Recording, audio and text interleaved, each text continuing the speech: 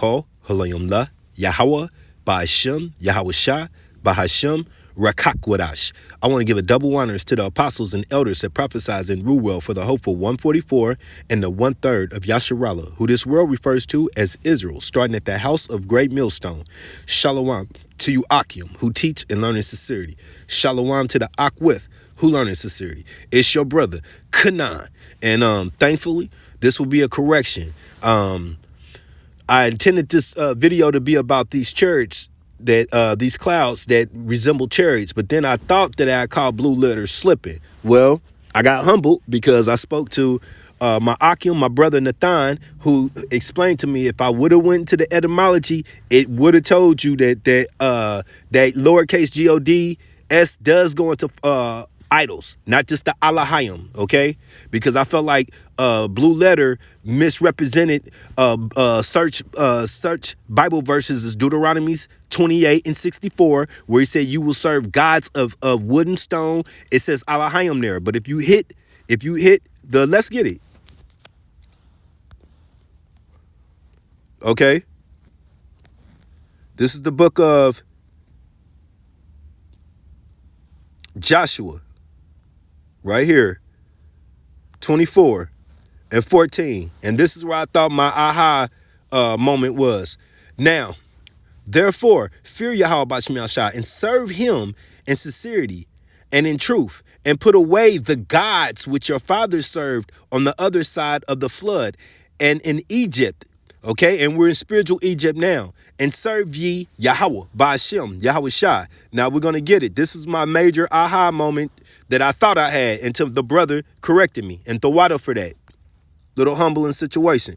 So you see gods right here. He said gods of no value. Alahayim. That's the same gods that are uppercase G-O-D in the beginning. That's the same God that you read in chapter Genesis 1, verse 1, Alahayim. The rulers, judges, divine ones, angels. So I said I caught them slipping because it did not put false value, false gods. But then I was told, hit the etymology. And on etymology, you're going to see God, false gods. Okay, there it is. In the etymology of it, it says false gods. Okay. Now, back to what we was doing. This is going to be the book of Isaiah 19. Because once again, I'm at the park. It's 4:34 when I took this picture. And I said, that looks like a stealth bomber, jokingly. And I say, hey, that could be the Lord in the host, okay? Swooping down on spiritual Babylon, spiritual Egypt, where we are. Now, look what happened.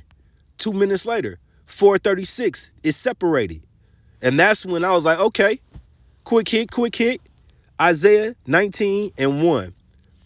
The burden of Egypt, spiritual Egypt. Behold, Yahweh B'Shem Shah rideth upon a swift cloud. Okay, you get it? But we know that those clouds are actually the chariots of Yahweh B'Shem Shah, spoken of in Ezekiel and various books. Okay, and shall come into Egypt, spiritual Egypt.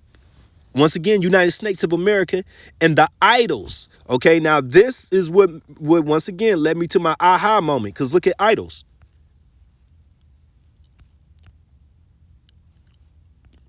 And like Nathan said, you know, I should have just did more work.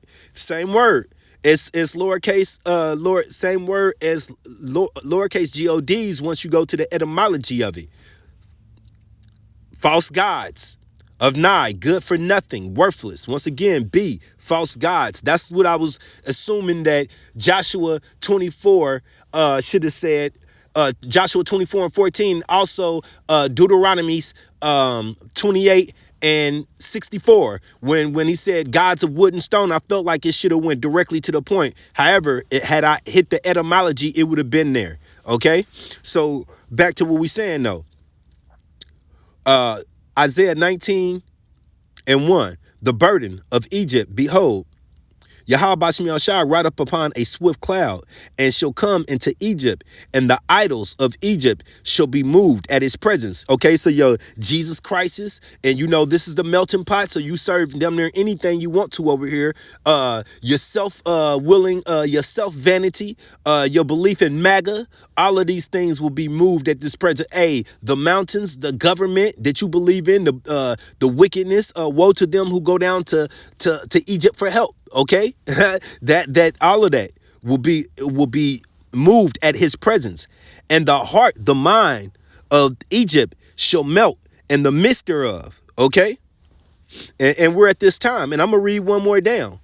And I will set the Egyptians against the Egyptians, and these are spiritual Egyptians. They're meaning they're Edomites of today. Okay, and they shall fight every one against his brother. And this is going to be on a worldwide stage. As you see, Edom ranges all the way to the Russians that are in